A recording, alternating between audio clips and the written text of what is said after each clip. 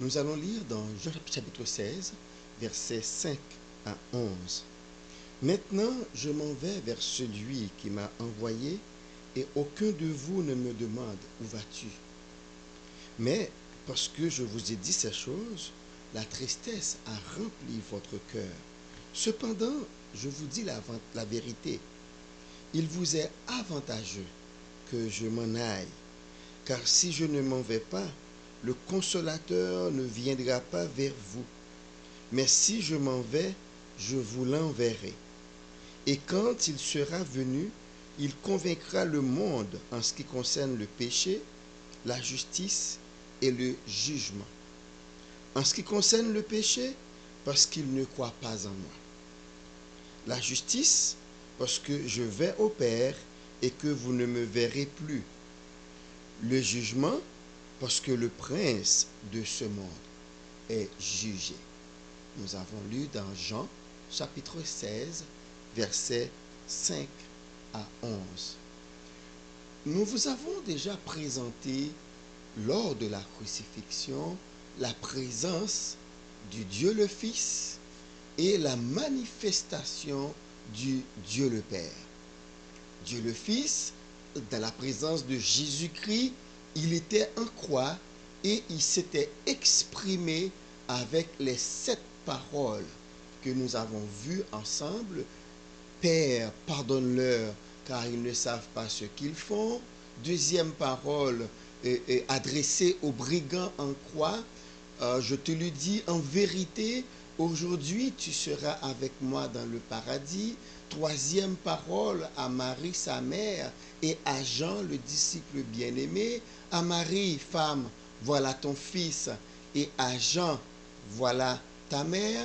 Quatrième parole, Élie, Élie, lama sabachthani, vers la 9e heure, selon Matthieu.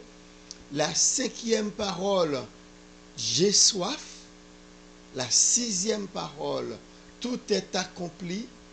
Et la 7e parole, Père, entre tes mains, je remets mon esprit. Et nous avons vu aussi les agissements du Père pendant la crucifixion. Dieu s'était manifesté en 5 prodiges. Premier prodige, c'est les ténèbres qui avaient envahi la terre pendant 3 heures. De midi à 3 heures de l'après-midi, il y eut ténèbres sur la terre. Deuxième prodige, le voile du temple qui s'était déchiré. Troisième prodige, tremblement de terre. Quatrième prodige, pendant le tremblement de terre, il y a des tombeaux qui s'étaient ouverts et les corps de plusieurs saints de l'Ancien Testament avaient été ressuscités. C'était un prodige. Et cinquième prodige, c'était bien sûr le salut, la conversion du centenier qui eut à déclarer certainement cet homme était le Fils de Dieu. Et la question qu'on se demandait, si le Fils était là, cloué au bois et en train de s'exprimer, le Père qui a agi avec 5 miracles, mais qu'en est-il du Saint-Esprit? Qu'est-ce que le Saint-Esprit faisait pendant la crucifixion? Écoutez, dans l'Ancien Testament, le Saint-Esprit se manifestait de manière sporadique. On peut trouver des personnages bibliques avec le Saint-Esprit sur eux pour accomplir l'œuvre qui leur a été donnée d'accomplir. Par exemple, dans Nombre chapitre 11, versets 16 et 17, nous retrouvons Moïse qui avait l'Esprit de Dieu sur lui, mais quand il se plaignait de la lourdeur de l'œuvre, du travail qu'il devrait accomplir, eh bien, Dieu lui a dit, eh bien, assemble auprès de moi 70 hommes des anciens d'Israël, de ceux que tu connais comme anciens du peuple et ayant autorité sur lui. Amène-les à la tente d'assignation et qu'ils s'y présentent avec toi. Je descendrai et là je te parlerai. Je prendrai de l'esprit qui est sur toi et je le mettrai sur eux afin qu'ils portent avec toi la charge du peuple et que tu ne la portes pas à toi seul. Nous savions déjà depuis Exode 3, Dieu avait dit à Moïse, moi-même je serai avec toi.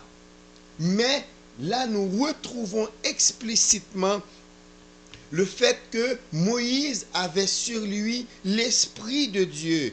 Et c'est par l'Esprit de Dieu qu'il a pu diriger le peuple à travers le désert, en premier lieu pour le faire sortir d'Égypte, traverser la mer Rouge à pied sec comme nous le savons, et dans le désert, Moïse dirigeait le peuple. Maintenant au désert, au moment où il devrait dresser le tabernacle, eh bien nous retrouvons encore le Saint-Esprit, Dieu qui dit à Moïse, j'ai mis en Betsaléel mon esprit. Lisons dans Exode 31, versets 1 à 4. L'Éternel parla à Moïse et dit, sache que j'ai choisi Betsaléel, fils d'Uri, fils de Hur, de la tribu de Juda. Je l'ai rempli de l'Esprit de Dieu, de sagesse, d'intelligence et de savoir pour toutes sortes d'ouvrages.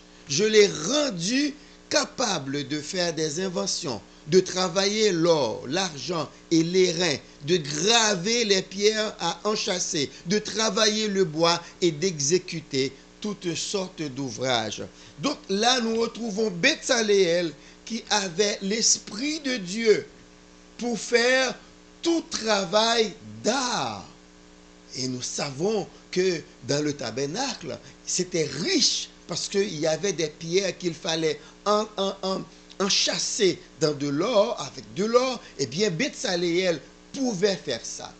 De même également, dans la période des prophètes, nous retrouvons Élie qui avait sur lui l'Esprit de Dieu. Dans 2 Rois 2, verset 9, nous retrouvons Élisée qui est en train de dire à Élie, je veux avoir une double portion de ton esprit. Lorsqu'ils eurent passé, nous lisons dans 2 Rois 2, verset 9, Élie dit à Élisée, demande ce que tu veux que je fasse pour toi avant que je sois enlevé d'avec toi. Élisée répondit, qu'il y ait sur moi, je te prie, une double portion de ton esprit. Parce que Élisée avait compris que Élie avait l'Esprit de Dieu sur lui pour faire tout ce qu'il a fait. Et que lui-même, s'il devrait succéder à Élie, il lui faudrait une double portion. Nous retrouvons bien avant ces personnages, depuis dans le livre de la Genèse, il y a Joseph qui avait l'Esprit de Dieu sur lui. Et Pharaon l'avait compris. D'ailleurs, déjà chez Potiphar, Potiphar avait compris que Joseph avait l'Esprit de Dieu sur lui et comme ça, il lui avait abandonné sa maison. Et dans Genèse 41, nous trouvons ce verset où Pharaon lui-même témoigne. Et Pharaon dit à ses serviteurs, trouverions-nous un homme comme celui-ci ayant en lui l'Esprit de Dieu?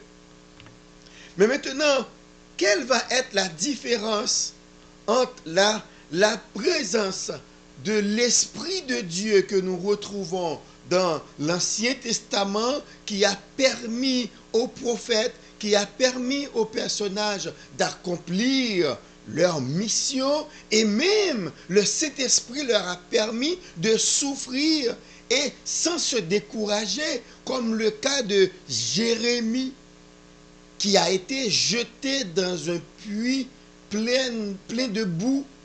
Il s'est enfoncé dans de la boue. Mais cependant, Jérémie n'a ne s'était pas découragé. Il a tenu ferme jusqu'au bout. Donc nous comprenons, c'est le Saint-Esprit qui a permis à ces hommes de réaliser leur mission et de faire le travail, d'accomplir le travail que le Seigneur leur avait donné de faire. Il y a un autre personnage que l'on comprend moins, c'est Samson. Vous retrouvez l'histoire de Samson dans Juges, chapitre 13, 14, 15 et 16. Et là, pendant tous ces chapitres, on ne cesse de dire que le Saint-Esprit animait, l'Esprit de Dieu animait. Parce que effectivement, dans l'Ancien Testament, on ne parle pas beaucoup du Saint-Esprit, sauf dans deux passages.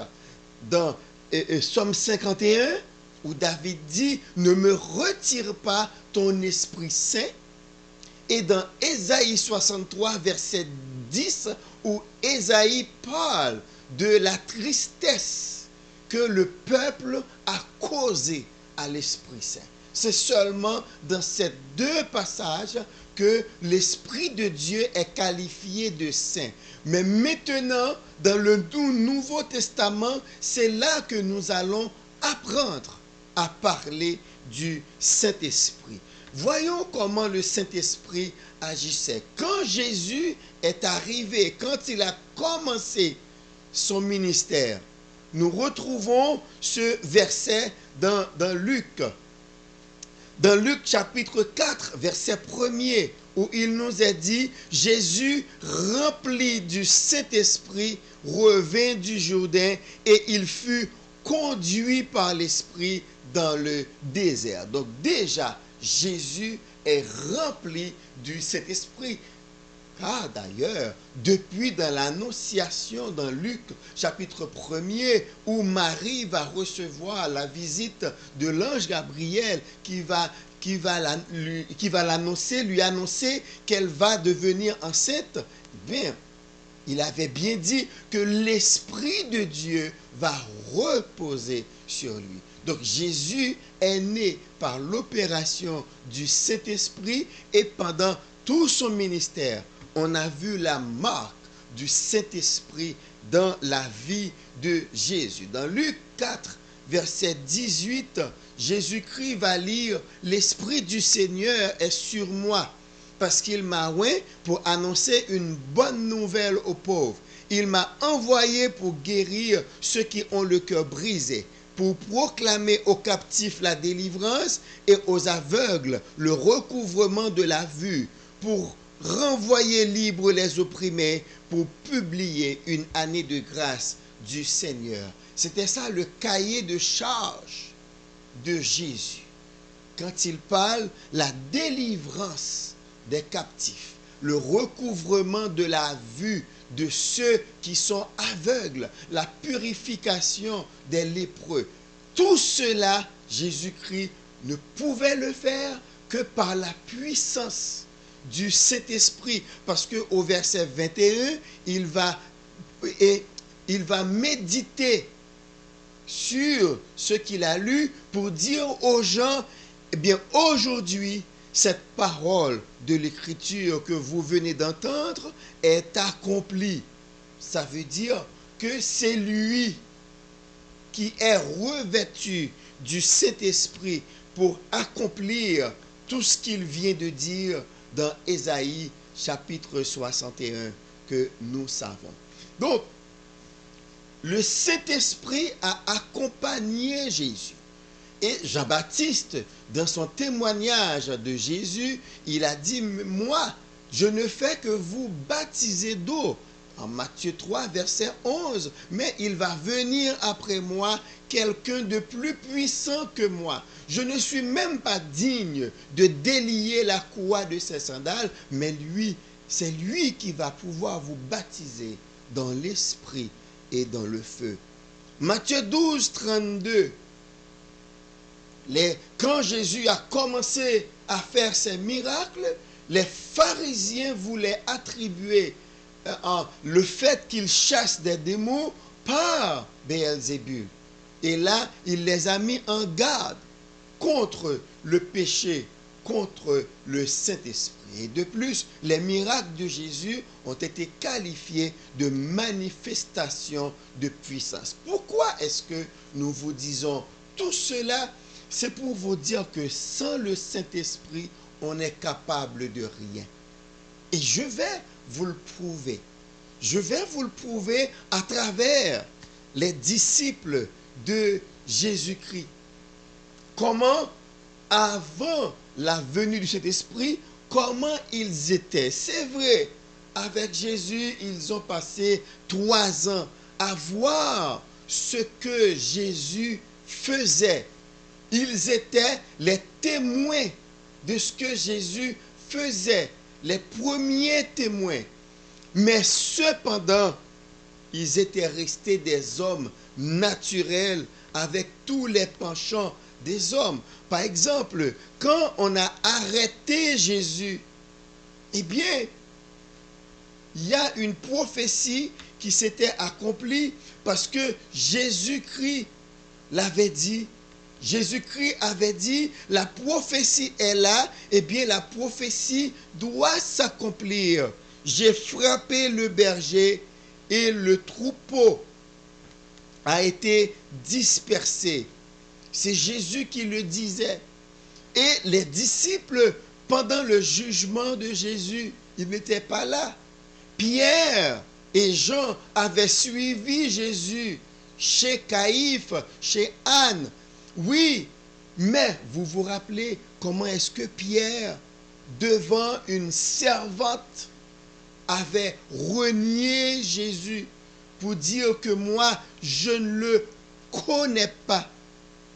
Parce que effectivement, il y avait cette prophétie que Jésus-Christ a appelée, avait rappelé dans Matthieu 26, dans Matthieu 26, 31 et Marc 14, 27. Alors Jésus leur dit, je serai pour vous cette nuit une occasion de chute, car il est écrit, je frapperai le berger et les brebis du troupeau seront dispersées. Et comme je vous disais, à l'arrestation de Jésus, tous les disciples avaient fui. Pierre avait suivi Jésus chez Anne et Caïphe. Jean était là aussi. Mais Pierre, dans Matthieu 26, de 69 à 75, vous retrouvez Pierre en train de renier Jésus comme Jésus l'avait prédit quelques heures avant. Quand Pierre disait, même quand tout le monde te renie, moi, je ne te renierai pas. Et Jésus lui avait dit, Pierre, ne t'en fais pas. Avant que le coq chante cette nuit, tu m'auras renié 3 fois. Et c'est ce qui s'était passé. On l'a lu, vous pouvez le lire dans Matthieu 26, verset 69 à 75. Et vous vous rappelez également, au pied de la croix, il n'y avait que Jean. Et c'est pour cela que la 3e parole fut adressée à Marie, mère de Jésus, et à Jean, le seul disciple qui était présent au pied de la croix. Quand Jésus-Christ était en agonie, seulement Jean était là. Et c'est pour cela que Jésus a dit à Jean de prendre sa mère avec lui. Femme, voilà ton fils. Et à Jean, fils, voilà ta mère. Donc les disciples n'étaient plus là, même Pierre n'était plus là. Maintenant, après la résurrection, pensez-vous que les disciples avaient un regain de force, un regain de courage? Nullement. Nullement. Parce que il faut vous rappeler qu'on cherchait également les disciples pour les arrêter. Et là, ils devraient se cacher. Jésus-Christ est venu se présenter à eux. Ils ont vu Jésus-Christ, ils l'ont touché. Rappelez-vous, les disciples avaient touché le corps de Jésus, le corps glorieux de Jésus, les disciples l'avaient touché. Vous vous rappelez Thomas d'ailleurs qui ne voulait pas croire sans voir et sans toucher Jésus. Et là encore, nous avons d'autres choses. Mais même après, même après l'ascension de Jésus, les disciples n'étaient pas mieux. Parce que vous retrouvez encore les disciples en train de se cacher dans la chambre haute pour prier. Mais vous allez voir, quelque chose va se passer maintenant. Quelque chose va se passer après acte 2. Dans acte 1er, verset 8, Jésus-Christ avait annoncé aux disciples, vous allez recevoir une puissance. Le Saint-Esprit survenant sur vous, vous recevrez une puissance, alors vous serez mes témoins. À Jérusalem, à Samarie, dans la Judée et jusqu'aux extrémités de la terre. Et là, nous voyons, une fois que le Saint-Esprit est là, eh bien, les disciples ont eu un regain de courage, un regain même de hardiesse. En acte 2, une fois que le Saint-Esprit est descendu sur les disciples, le même Pierre qui avait renié Jésus devant une servante, eh bien, c'est ce Pierre qui pouvait prendre la parole. C'est ce même Pierre qui pouvait prendre la parole pour dire au peuple, ce que vous voyez là, c'est ce que Jésus-Christ avait promis. Ce Jésus que vous avez trahi, que vous avez livré aux païens, que vous avez tué. C'est au nom de Jésus que ce que vous voyez là se manifeste. En Actes chapitre 4, après la guérison du paralytique, nous retrouvons encore Pierre devant le Sanhédrin. Le Sanhédrin, c'est la plus haute autorité juive. Le même Pierre qui avait renié Jésus devant une servante, eh bien nous retrouvons Pierre en train d'apostropher les membres du Sanhédrin pour leur dire que cet homme-là que vous voyez en pleine vigueur, ça fait 40 ans que le monsieur est paralysé. Eh bien, c'est au nom de Jésus, ce Jésus que vous avez tué, que vous avez trahi, que vous avez cloué au bois. Eh bien, c'est ce même Jésus que Dieu a ressuscité. Et c'est en son nom que cet homme se porte aussi bien. Donc, nous retrouvons d'autres disciples avec un autre caractère. Ce ne sont plus des gens faibles, ce ne sont plus des gens peureux, ce ne sont plus des gens qui ont peur du moindre petit bruit de pas des Romains, mais ce sont des gens qui sont prêts à affronter toutes sortes de difficultés parce qu'ils sont maintenant animés par le Saint-Esprit. Quand le Saint-Esprit est là, on n'a peur de rien. Regardez Paul. Paul, lui, il savait qu'il allait souffrir pour Jésus. Dans Acte 9, verset 16, nous retrouvons cette parole de Dieu qui dit à Ananias, qui ne voulait pas aller, qui avait peur d'aller prier pour Paul. Parce qu'il a dit au Seigneur, mais Seigneur, cet homme, nous savons qu'il est persécuteur. Et même il est venu ici, à Damas, avec des lettres pour arrêter ceux qui témoignent de ton nom. Et le Seigneur va lui dire au verset 16, acte 9, verset 16, je lui montrerai tout ce qu'il doit souffrir pour mon nom.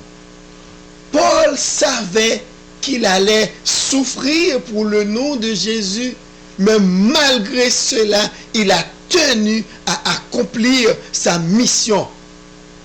Voyons un peu du bilan de tout ce que Paul a dû souffrir pour parler au nom de Jésus. En 2 Corinthiens 11, versets 23 à 29, nous lisons ceci. Paul voulait défendre son apostolat auprès de ceux qui le décriaient. Il dit, je parle en homme qui extravage.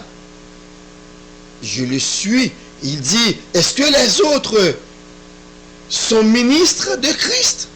Moi, je le suis plus encore. Par les travaux, bien plus. Par les coups, bien plus. Par les emprisonnements, bien plus. Souvent en danger de mort. 5 fois j'ai reçu des Juifs 40 coups moins 1. 3 fois j'ai été battu de verge. 1 fois j'ai été lapidé. 3 fois j'ai fait naufrage. J'ai passé 1 jour et 1 nuit dans l'abîme. Fréquemment en voyage, j'ai été en péril sur les fleuves. En péril de la part des brigands. En péril de la part de ceux de ma nation. En péril de la part des païens. En péril dans les villes. En péril dans les déserts. En péril sur la mer, en péril parmi les faux frères. J'ai été dans le travail et dans la peine, exposé à de nombreuses veilles, à la faim et à la soif, à des jeûnes multiples, au froid et à la nudité. Et sans parler d'autre chose, je suis assiégé chaque jour par les soucis que me donnent toutes les églises. Qui est faible? Que je ne sois faible, qui vient à tomber, que je ne brûle. Paul nous parle de tout ce qu'il a dû souffrir pour le nom de Jésus. Mais il le savait. Mais pourquoi il a tenu malgré tout? Parce que nous disons souvent un homme averti en vaut 2. Ça veut dire que quand on est averti, on devient plus prudent. On ne court pas devant le danger, mais ce n'était pas le cas de Paul. Parce que exactement à ce moment-là, et par la suite, dans l'Empire romain, devenir chrétien, c'est prendre rendez-vous avec la mort. On va le voir plus tard avec beaucoup d'empereurs. On parle de Dès, on parle de Claude, on parle de Dioclétien qui voulait lui-même éradiquer l'évangile en brûlant les livres. Nous savons que Dioclétien est venu avant Constantin. Eh bien, lui, il a fait brûler tous les livres parce qu'il voulait éradiquer le christianisme. Mais quand Constantin est venu, on voulait faire chercher des Bibles. On en a trouvé 50.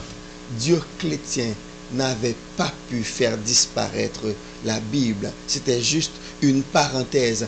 Mais je voulais vous dire que l'apôtre Paul, tout en sachant qu'il allait souffrir pour le nom de Jésus, il a tenu bon.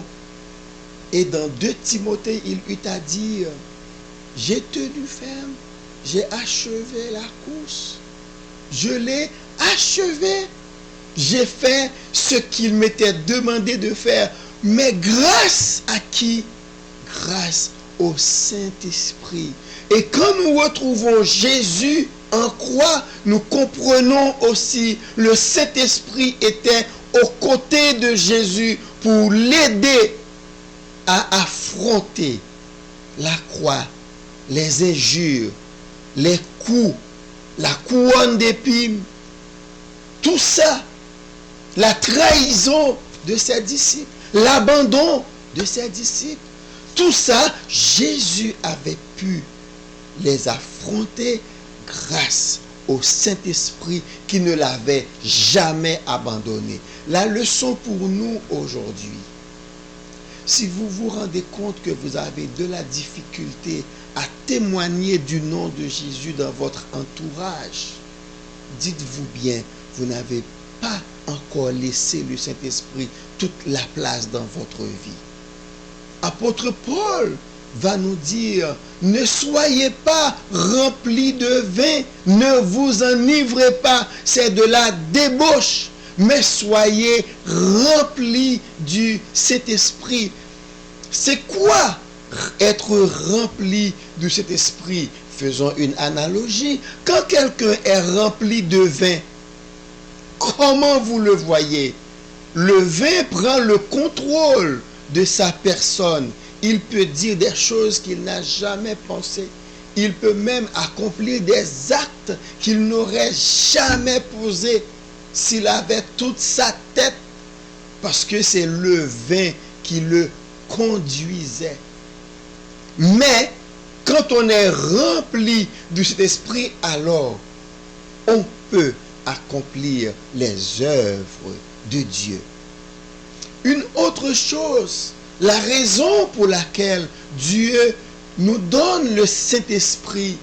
Jésus-Christ avait bien dit aux disciples, quand le Saint-Esprit va venir, eh bien, il va vous rappeler tout ce que je vous ai enseigné. Il y a des gens qui disent la Bible est difficile à lire, difficile à comprendre. Mais laissez-moi vous dire, ce n'est pas moi qui vous le dis, c'est quelqu'un qui l'a dit avant moi. Ce n'est pas que la Bible soit difficile. La Bible est impossible à appréhender sans le Saint-Esprit. Parce que c'est le Saint-Esprit qui nous permet de comprendre la parole de Dieu. 1 Corinthiens 2, apôtre Paul nous dit, si on n'a pas l'Esprit de Dieu, on ne peut pas comprendre ce que Dieu dit. De même que quand deux hommes parlent, ils se comprennent parce que tous deux, ils sont animés de l'Esprit des humains. Mais si vous n'avez pas l'Esprit de Dieu, vous ne pourrez jamais comprendre ce que Dieu dit. Voilà pourquoi il y a des gens qui vont dans la Bible, ils voient toutes sortes de choses. Parce qu'ils pensent qu'avec l'esprit humain, parce qu'ils ont étudié, parce qu'ils ont un doctorat, mais même parce qu'ils ont des post-doctorats, parce qu'ils ont des diplômes, ils ont voyagé, ils sont respectés, on fait appel à eux dans les grands débats, ils pensent que ça suffit pour comprendre la Bible. Malheureusement, parce que les choses de Dieu, c'est par l'Esprit de Dieu qu'on peut les comprendre. Vous ne comprendrez rien dedans si vous pensez que parce que vous avez fait des études, vous avez des diplômes, vous pouvez appréhender la Bible. Non, vous ne pourrez pas. Parce qu'il y a des connexions dans la Bible. C'est le Saint-Esprit qui vous permet de le faire.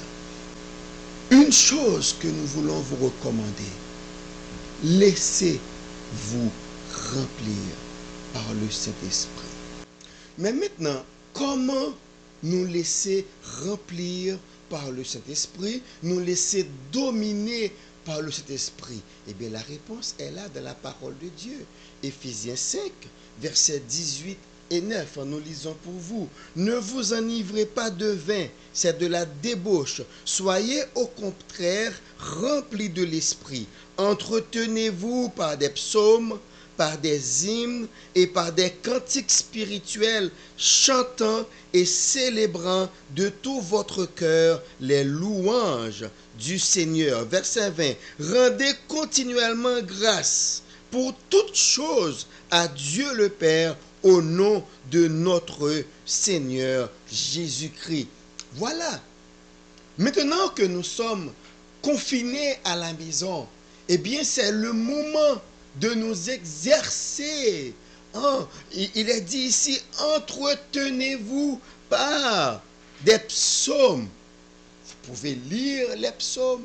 Vous les lisez parce que le psautier, c'était le livre de chants du peuple d'Israël.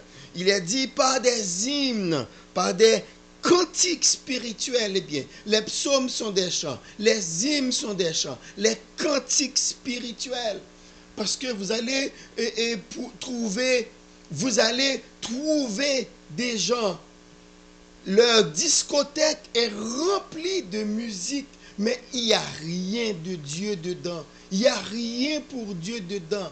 Mais si vous êtes chrétien, vous n'écoutez pas des chants spirituels, vous n'écoutez pas de la musique spirituelle. Comment voulez-vous que le Saint-Esprit prenne le contrôle de votre vie? C'est en chantant dans la maison. Eh bien, prenez l'habitude de chanter dans la maison, de prier avec les enfants, de lire la Bible. Maintenant, vous avez du temps. Nous avons du temps. Donc, c'est le moment de nous exercer et de faire sortir les fruits de l'esprit en nous, selon Galates, chapitre 5, verset 22. Eh bien, nous allons voir ce que la parole de Dieu dit pour les fruits de l'esprit. Mais le fruit de l'esprit, c'est l'amour, la joie, la paix, la patience, la bonté, la bénignité, la fidélité, la douceur, la tempérance. C'est tout ce que le Saint-Esprit produit en nous. Parce qu'on parle du fruit de l'esprit. Ce sont les caractéristiques du fruit de l'esprit. Mais c'est le Saint-Esprit qui les produit en nous.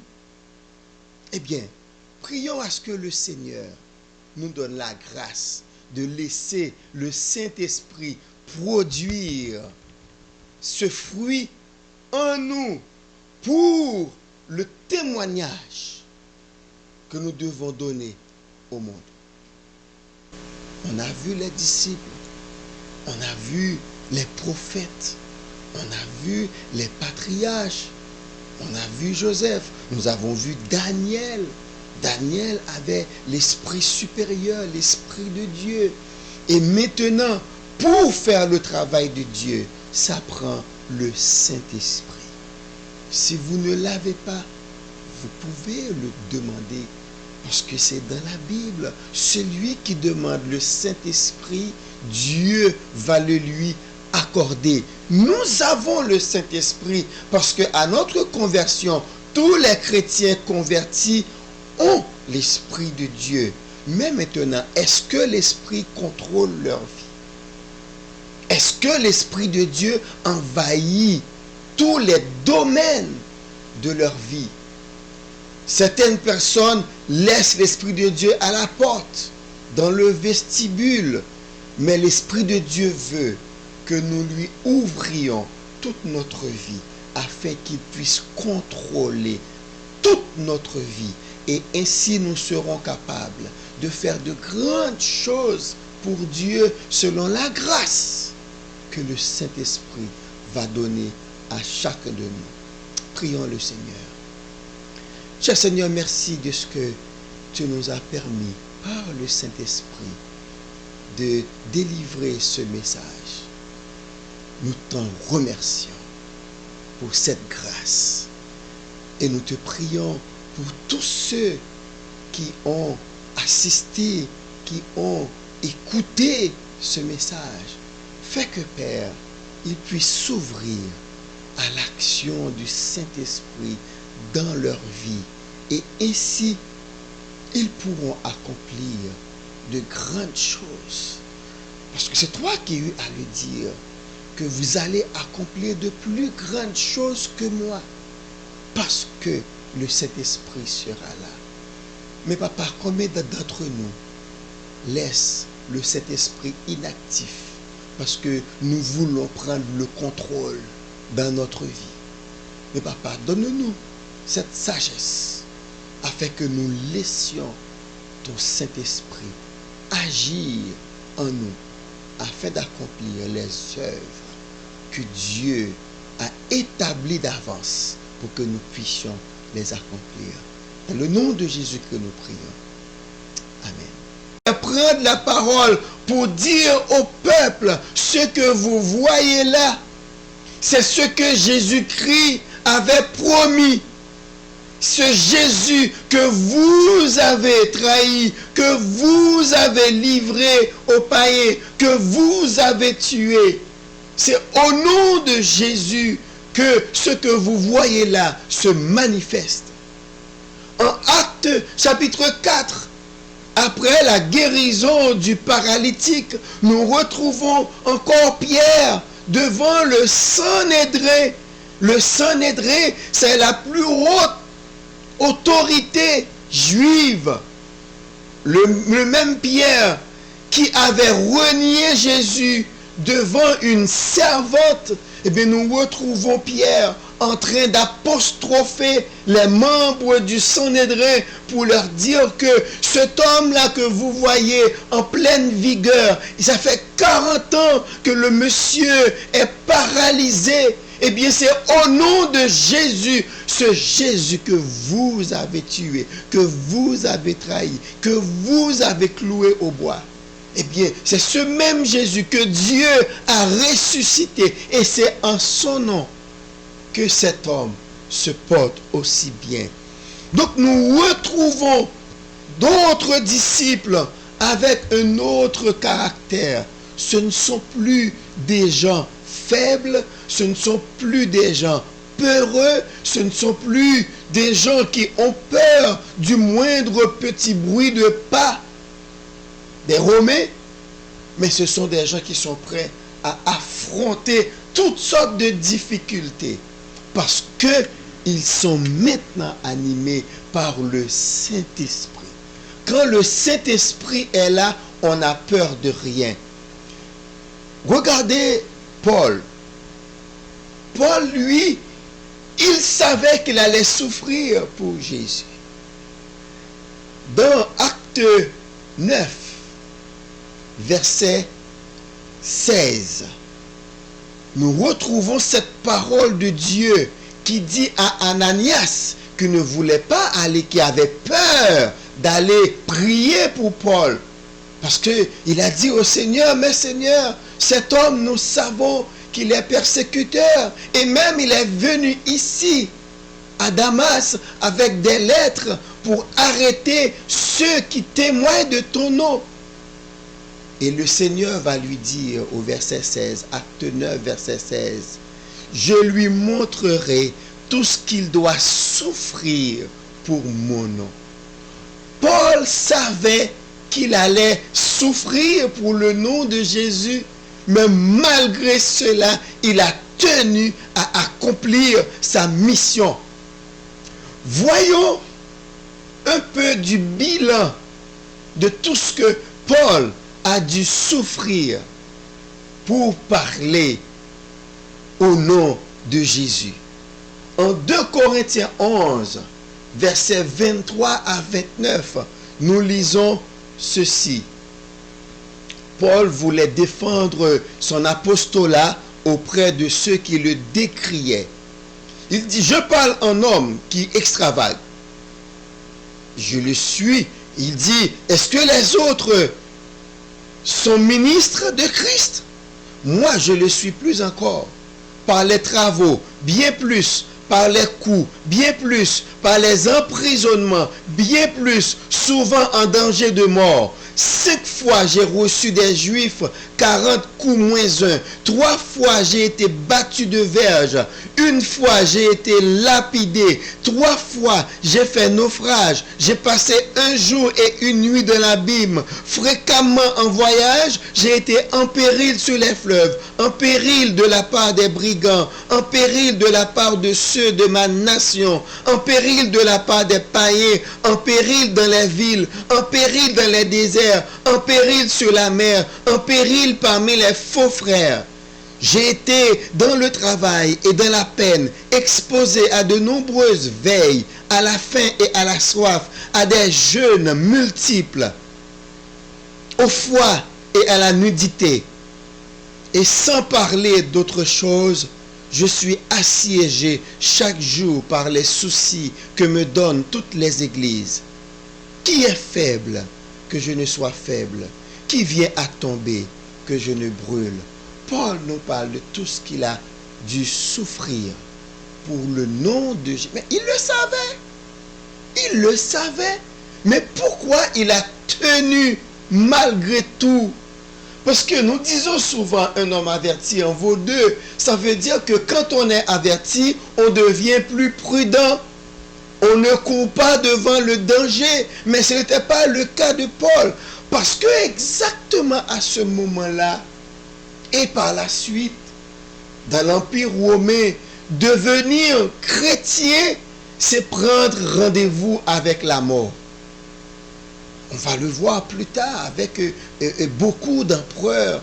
On parle de Dès, on parle de Claude, on parle de Dioclétien qui voulait lui-même éradiquer l'évangile en brûlant les livres.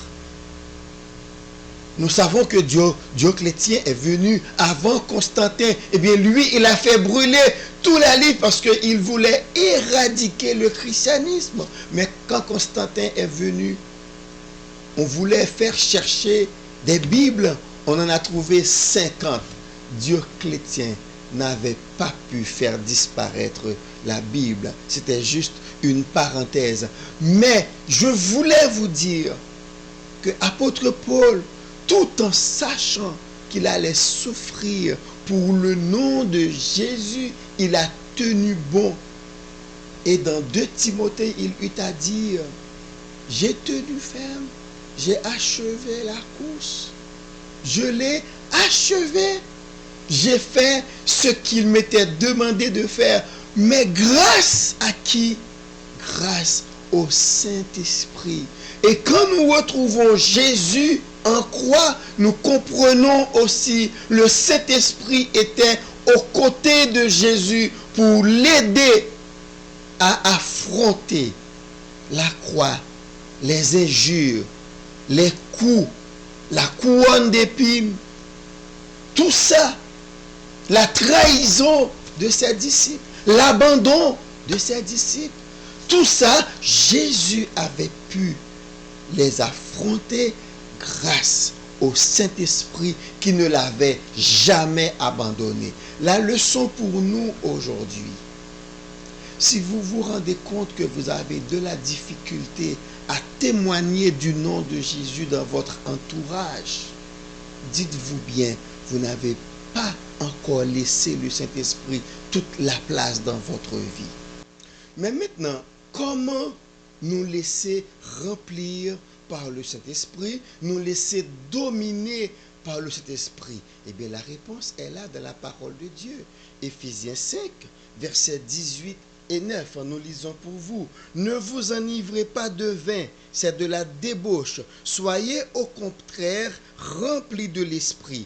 Entretenez-vous par des psaumes, par des hymnes et par des cantiques spirituels, chantant et célébrant de tout votre cœur les louanges du Seigneur. Verset 20. Rendez continuellement grâce pour toutes choses à Dieu le Père au nom de notre Seigneur Jésus-Christ. Faisons une analogie. Quand quelqu'un est rempli de vin, comment vous le voyez? Le vin prend le contrôle de sa personne. Il peut dire des choses qu'il n'a jamais pensées. Il peut même accomplir des actes qu'il n'aurait jamais posés s'il avait toute sa tête. Parce que c'est le vin qui le conduit. Maintenant que nous sommes confinés à la maison, eh bien c'est le moment de nous exercer. Vous pouvez lire les psaumes parce que le psautier, c'était le livre de chants du peuple d'Israël. Il est dit par des hymnes, par des cantiques spirituels. Eh bien, les psaumes sont des chants, les hymnes sont des chants, les cantiques spirituels. Vous allez trouver des gens, leur discothèque est remplie de musique, mais il n'y a rien pour Dieu dedans. Mais si vous êtes chrétien, vous n'écoutez pas des chants spirituels, vous n'écoutez pas de la musique spirituelle. Comment voulez-vous que le Saint-Esprit prenne le contrôle de votre vie? C'est en chantant dans la maison. Eh bien, prenez l'habitude de chanter dans la maison, de prier avec les enfants, de lire la Bible. Maintenant, vous avez du temps. Nous avons du temps. Donc c'est le moment de nous exercer et de faire sortir les fruits de l'esprit en nous, selon Galates chapitre 5, verset 22. Quand on est rempli de cet esprit, alors on peut accomplir les œuvres de Dieu. Une autre chose, la raison pour laquelle Dieu nous donne le Saint-Esprit. Jésus-Christ avait bien dit aux disciples, quand le Saint-Esprit va venir, eh bien, il va vous rappeler tout ce que je vous ai enseigné. Il y a des gens qui disent la Bible est difficile à lire, difficile à comprendre. Mais laissez-moi vous dire, ce n'est pas moi qui vous le dis, c'est quelqu'un qui l'a dit avant moi. Ce n'est pas que la Bible soit difficile. La Bible est impossible à appréhender sans le Saint-Esprit. Parce que c'est le Saint-Esprit qui nous permet de comprendre la parole de Dieu. 1 Corinthiens 2, apôtre Paul nous dit, si on n'a pas l'Esprit de Dieu, on ne peut pas comprendre ce que Dieu dit. De même, quand deux hommes parlent, ils se comprennent parce que tous deux, ils sont animés de l'esprit des humains. Mais si vous n'avez pas l'Esprit de Dieu, vous ne pourrez jamais comprendre ce que Dieu dit. Voilà pourquoi il y a des gens qui vont dans la Bible, ils voient toutes sortes de choses. Parce qu'ils pensent qu'avec l'esprit humain, parce qu'ils ont étudié, parce qu'ils ont un doctorat, mais même parce qu'ils ont des post-doctorats, ils ont voyagé, ils sont respectés, on fait appel à eux dans les grands débats, ils pensent que ça suffit pour comprendre la Bible. Malheureusement, parce que les choses de Dieu, c'est par l'Esprit de Dieu qu'on peut les comprendre. Vous ne comprendrez rien dedans. Non, vous ne pourrez pas.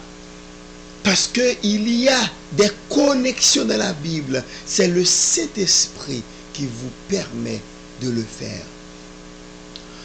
Donc, une chose que nous voulons vous recommander, laissez-vous remplir par le Saint-Esprit. On a vu les disciples, on a vu les prophètes, on a vu les patriarches, on a vu Joseph, nous avons vu Daniel. Daniel avait l'esprit supérieur, l'esprit de Dieu. Et maintenant, pour faire le travail de Dieu, ça prend le Saint-Esprit.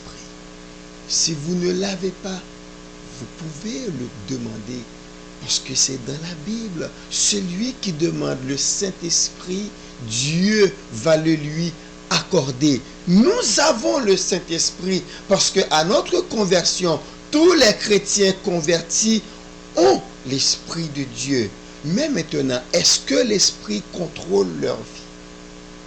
Est-ce que l'Esprit de Dieu envahit tous les domaines de leur vie? Certaines personnes laissent l'Esprit de Dieu à la porte, dans le vestibule. Mais l'Esprit de Dieu veut que nous lui ouvrions toute notre vie afin qu'il puisse contrôler toute notre vie.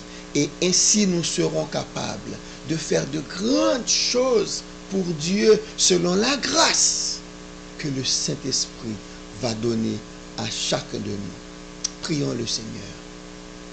Cher Seigneur, merci de ce que tu nous as permis par le Saint-Esprit de délivrer ce message. Nous t'en remercions pour cette grâce et nous te prions pour tous ceux qui ont assisté, qui ont écouté ce message. Fais que, Père, ils puissent s'ouvrir à l'action du Saint-Esprit dans leur vie. Et ainsi, ils pourront accomplir de grandes choses. Parce que c'est toi qui as eu à le dire, que vous allez accomplir de plus grandes choses que moi. Parce que le Saint-Esprit sera là. Mais papa, combien d'entre nous, laisse le Saint-Esprit inactif parce que nous voulons prendre le contrôle dans notre vie. Mais papa, donne-nous cette sagesse afin que nous laissions ton Saint-Esprit agir en nous afin d'accomplir les œuvres que Dieu a établies d'avance pour que nous puissions les accomplir. Dans le nom de Jésus que nous prions.